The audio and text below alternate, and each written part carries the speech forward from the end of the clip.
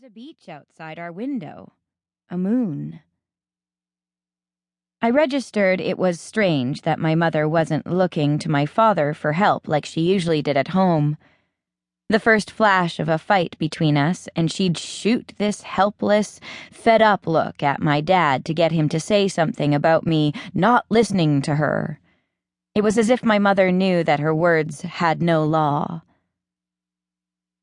The wind was loud outside, through the screen, and I put on my short jean jacket in case. My mother had set herself up on the chair furthest from the TV, with her headphones of folk and a book about women in Korea that had a black and white photo on the front.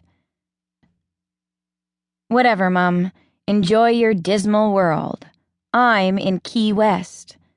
I'm actually here." My feet had blisters from my new shoes, but I couldn't walk down that hallway without running. Beer bottles rolled on trays outside rooms. The carpet was the color of turf. Our motel was probably supposed to be nicer. Maybe that's why my mother seemed so fucking upset. This was a spring break motel full of American kids. I galloped down the stairs instead of taking the elevator and got out at the back, right near the beach. The air was kind of moldy, still warm. A gull started to shriek. I didn't exactly know where to go. I thought it was weird there was no one around. I sat on the sand in front of the hedges that guarded the pool. Fluorescent light through them made my skin green. The beach seemed like a sphere at night. Out to each side it dropped into a hole. I thought about Jen on March break in Cabo San Lucas with her mom and her mom's boyfriend. Jen wanted me to have a boyfriend so we could talk about things.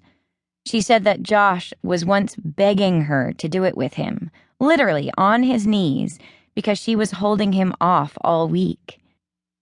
"You can really make a guy crazy," Jen said. "Not letting them have sex with you? It's the hottest thing when they finally get it.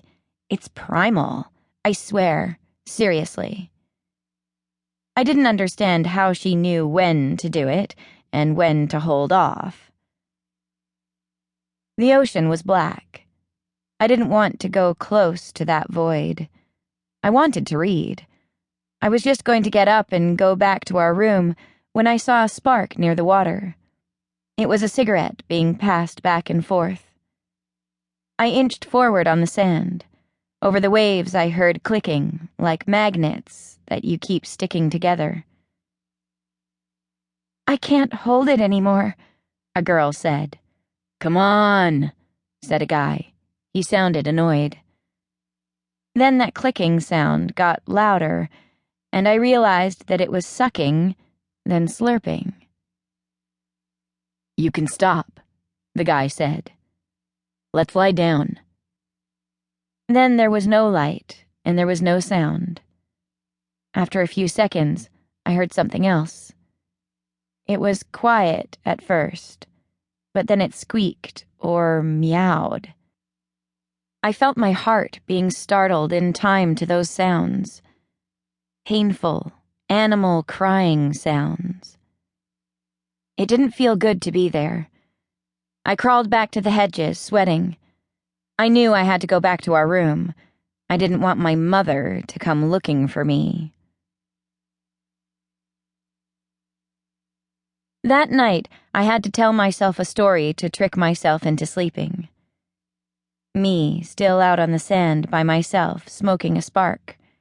One of the guys in our spring break motel in bathing suit shorts, holding a flashlight on his balcony, circling it around. The light was drawing a heart in the air. Then his flashlight went off.